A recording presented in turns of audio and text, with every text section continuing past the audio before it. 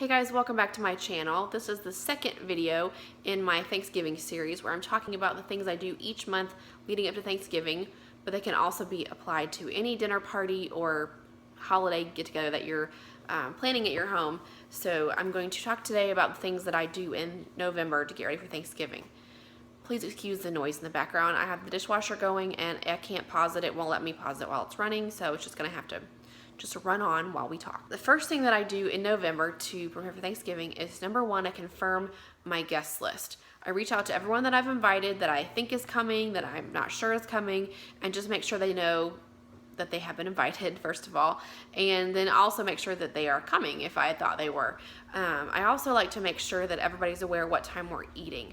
I like for everyone to be ready to eat when the food is hot. I don't like to be waiting around for guests and wondering when they're going to show up. So I always let my guests know what time we are eating, and I always separate that from what time I like for them to arrive. So I will always say something like, we are eating at 3:15, but you're welcome to come before then for snacks, but the meal will be served at 3:15. So they're aware that if they show up at 3:15 that they're going to be late. So that's important to me. So if it's important to you, make sure you communicate that to your guests and let them know that you're expecting them at a certain time, and that helps them be a little more aware of when you'd like for them to be there.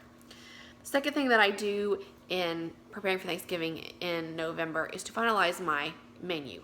Once I know how many guests I'm expecting, then I can finalize everything and know how much I need to purchase, how many sides I want to have, all that kind of thing. And then I also, at this point, am able to kind of earmark things that I might want help with, so that if someone offers to bring something, I know what it is that I would like for them to bring, whether it's bread or sweet tea or dessert. Once I know what my menu is, that helps me to know what I can ask people to bring if they do offer, which is always nice. The third thing that I do in November is to practice my table setting. I mentioned last month that I've already gathered inspiration. I know what I'm going with. This year, for instance, I'm going with navy blue and gold and white. So I will lay out everything on my table and set it just as I would for Thanksgiving to make sure that I like how it all looks together, so I know what color flowers I want to pick up. If I'm doing fresh flowers, what color I want to pick up, all that kind of thing. It's helpful for me to have it like a dry run of that, so that I'm not doing that at the last minute, because that doesn't come natural to me. So it's helpful for me to kind of do it ahead of time and know that everything is the way that I want it to be. Something else that I like to do, number 4, is to iron all of my linens. I will, the week of, or maybe a little bit before, I will iron my tablecloth, all my cloth napkins, and have them all ready and either hanging up in the closet or sitting out somewhere, so that they don't get wrinkled before I'm ready to serve the meal. And then the week of, I also like to create my schedule. I've lost track of what number I'm on, but anyway, I create my schedule. So this is from 2 years ago. I went ahead and printed up my schedule so that I would be really pretty when I had it sitting out on my counter while I was making the meal the day of Thanksgiving. And 2 years ago, I had to work the day before Thanksgiving, so I had to do all of my cooking the day of Thanksgiving. So I will put this on my blog.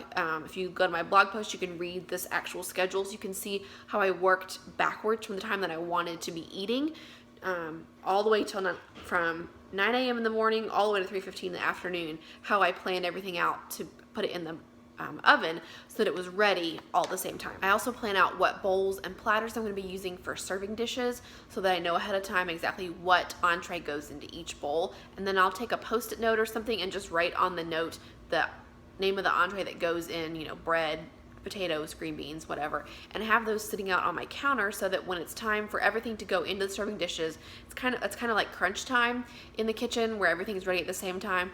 So I like to have that already thought through, so I don't forget which bowl I had assigned for which entree.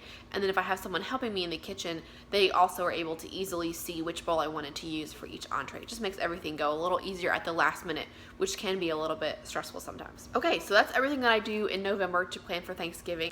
I'm looking forward to hosting Thanksgiving in my home this year, and if you are, I hope that everything goes well for you, that everything goes smoothly, and that you don't feel stressed, and that everything is delicious, as I'm sure it will be.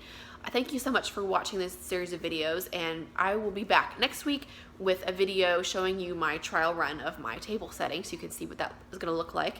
And then I'll have follow-up posts on my blog of what I served and how everything went, so you can be sure to check that to see how everything goes. Thanks for watching. Hope you're having a great day, and I will see you in the next video. Bye!